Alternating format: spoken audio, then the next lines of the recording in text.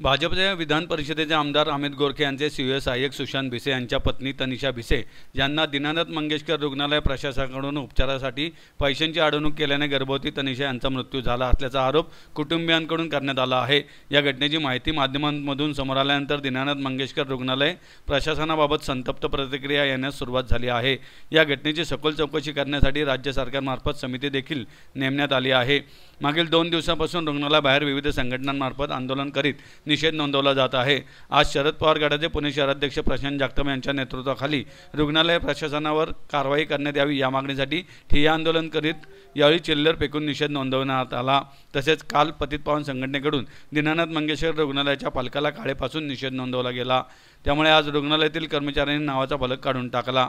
आंदोलनात शहराध्यक्ष प्रशांत जगताप यांच्यासह लक्ष्मीताई दुधाने, स्वातीताई पोकळे, किशोर कांबळे, अजिंक्य पालकर, स्वप्नील दुधाने, गिरीश गुरनानी, दीपक जगताप, दीपक कामटे, वैभव कोठोळे, पूजा काटकर, सुरेश गुजर, त्रिंबक मोकाशी, रचना ससाने, गणेश नलावडे, मंजिरीताई घाडके, रुपलीताई शेलार, पंडित कांबळे, आसिफ शेख, हेमंत काका बदे आणि पक्षाचे पदाधिकारी तसेच कार्यकर्ते मोठ्या संख्येने सहभागी झाले होते।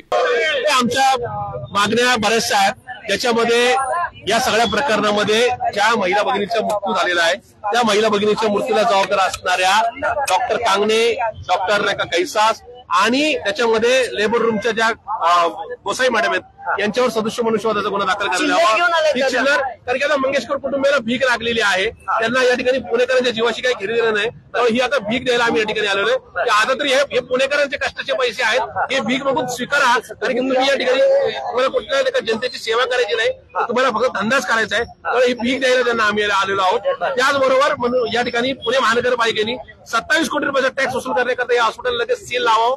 त्याचबरोबर पुणे पोलिसांनी कैसास असतील, गोसाई मॅडम असतील किंवा कांगणे मॅडम असतील यांच्यावर सदस्य मनुष्यवधाचा गुन्हा दाखल करण्यात यावा। आणि सगळ्यात महत्वाचं म्हणणं, हे हॉस्पिटल चॅरिटेबल एक हॉस्पिटल आहे, या हॉस्पिटलला दिलेली जमीन ही पुणेकरांची, महाराष्ट्र शासनाची आहे।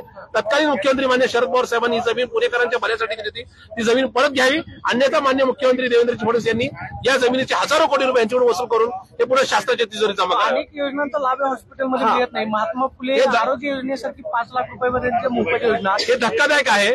ज्या देवेंद्र फडणवीसांनी यांना काल परत सवलत दिली आहे, त्या देवेंद्र फडणवीसांच्या पंतप्रधान नरेंद्र मोदी यांची आयुष्यमान भारतची योजना इथं स्वीकारली जात नाही।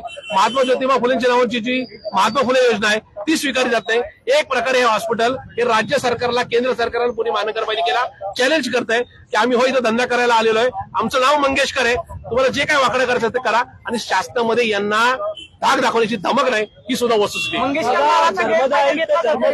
लता दिदींचं नाव विश्वमध्ये आहे, पण लता दिदी ह्या लता दिदी होत्या, त्याच्यामुळे त्यांच्या नावाचा वापर करून मंगेशकर कुटुंब पैसा कमवण्याकरता, धंदा करण्याकरता या ठिकाणी त्यांच्या नावाचा गैरवापर करते। आमचा थेट फेब्रुवारीमध्ये पण एक जमीन दिली आहे, फेब्रुवारीमध्ये मान्य देवेंद्र फडणवीसांनी मागच्या 2 महिन्यापूर्वी एक जमीन दिलेली आहे, त्या जमिनीचा सुद्धा या ठिकाणी कुठेतरी एका गैरवापर होतोय, त्याच्यामुळे त्या ठिकाणी देवेंद्र फडणवीसांनी ही जमीन परत घ्यावी, ही सुद्धा आमची आग्रही मागणी आहे। 27 कोटी रुपयाचा टॅक्स टाकलेला आहे। एकीकडे महापालिकेचे आयुक्त राजेंद्र भोसले हे सर्वसामान्य नागरिकांचा फक्त 3 लाख रुपयाचा टॅक्स वसूल करण्याकरता त्यांच्या घराला किंवा दुकानाला सील मारतायत, आणि इथं 27 कोटी रुपये वाटतं पडून असताना किंवा 27 कोटी रुपयाचा टॅक्स प्रलंबित असताना ती वसुली केली जात नाही, हे सुद्धा दुर्दैव आहे। त्याच्यामुळे येणाऱ्या 7 दिवसात जर महापालिका आयुक्तांनी जर ही वसुली केली नाही तर महापालिका आयुक्तांनाच आम्ही या ठिकाणी प्रतिवादी करून त्या ठिकाणी हायकोर्टात खेचू, हा महापालिकेला सुद्धा आमचा इशारा राहील। योजनांच्या संदर्भात बेड उपलब्ध असतात, मात्र ते असं आहे की प्रत्येक हॉस्पिटलला 10% राखीव बेड हे ठेवावे लागतात, त्याच्यामध्ये गोरगरीब पेशंट असतील किंवा कमी उत्पन्न गटातले असतील यांच्यासाठी ते बेड रिझर्व्ह ठेवले जातात।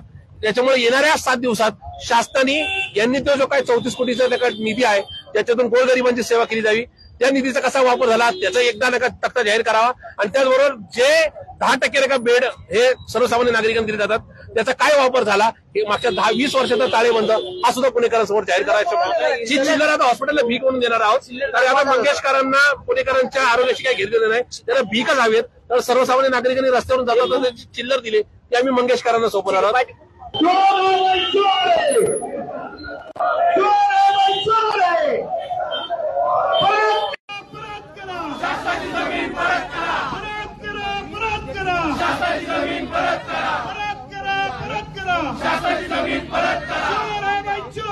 मंगेशकर हॉस्पिटल चोर है, चोर है भाई चोर है, मंगेशकर हॉस्पिटल चोर है, परत करा शासनाची जमीन परत करा, परत करा जमीन परत करा, परत करा, परत करा, शासनाची जमीन परत करा. चोर आहे भाई, चोर आहे, मंगेशकर हॉस्पिटल चोर आहे, चोर आहे भाई, चोर आहे, शासनाची हॉस्पिटल चोर आहे. अरे परत करा, परत करा, शासनाची जमीन परत करा, परत करा, परत करा, शासनाची जमीन परत करा. चोर आहे भाई, चोर आहे, मंगेशकर हॉस्पिटल चोर आहे, चोर आहे भाई, चोर आहे, मंगेशकर हॉस्पिटल चोर आहे. हॉस्पिटलला टाळा लागलाच पाहिजे, लागलाच पाहिजे, लागलाच पाहिजे, हॉस्पिटलला टाळा लागलाच पाहिजे, लागलाच पाहिजे, लागलाच पाहिजे. परत करा, परत करा, शासनाची जमीन परत